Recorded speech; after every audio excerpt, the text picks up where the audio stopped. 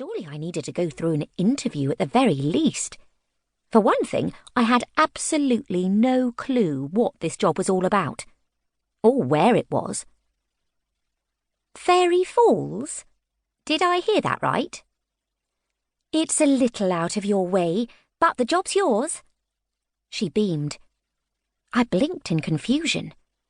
Not so much because of her words, but because she wasn't on video and I hadn't actually seen what her face looked like.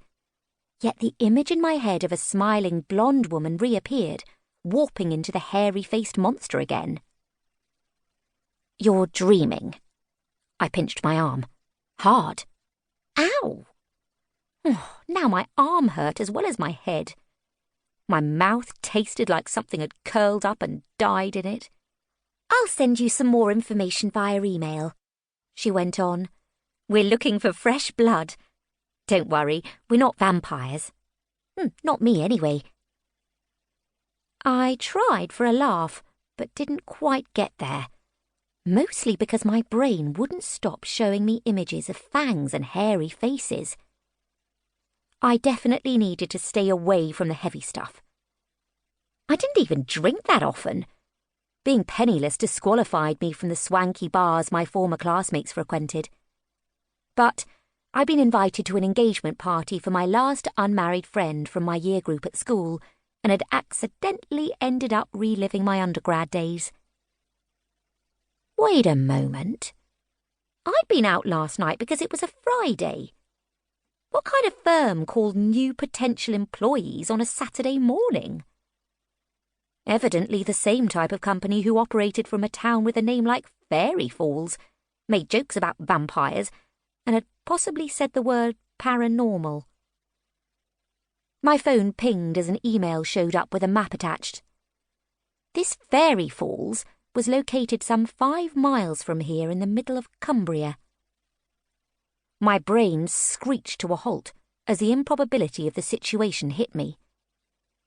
Unless you had connections, most jobs had an interview or two. I'd only got my last bar job because I'd bribed a friend into pretending I was their long-lost cousin. And then I'd had an unfortunate and violent sneezing fit while polishing cutlery. Is there anywhere I can find accommodation? I asked the woman on the phone. I don't live close enough to commute. If I'd been offered a job anywhere else, finding temporary accommodation would have been a minor consideration. But I'd never heard of this town. It sounded vaguely touristy. Actually, that was a good explanation for the weird name. Maybe I'd be dressing up in medieval-style clothes to take tourists around England's rainiest corners. I could do that. You're in luck, she said. I understand this location is difficult to find, and one of your colleagues has offered to send you a link to somewhere you can find accommodation. If it all works out well, you'll start Monday morning. My email pinged again. Use your words, Blair. Thank you. Until reality decided to pay another visit, I might as well check my inbox. Hello, Blair, said the email, which came from someone called Bethan. This is my friend Alyssa. She's looking for a flatmate. If you're interested, I can put you in touch with her. She's easygoing, loves animals, and is a member of the Meadowsweet Coven.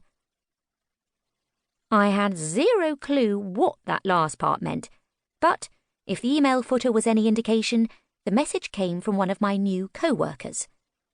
I scrolled down. Maybe there was another Blair Wilkes they'd meant to contact, someone with the same name as me, and apparently the same email address. I opened the link to Alyssa's name. She was a real person, as far as the social networking sites went.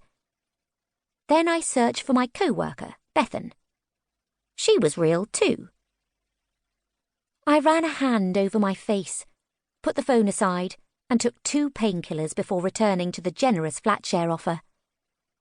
If I had only 1 day to find somewhere to live, then my options were limited. Usually I took the first available spare room, which explained why right now I was living...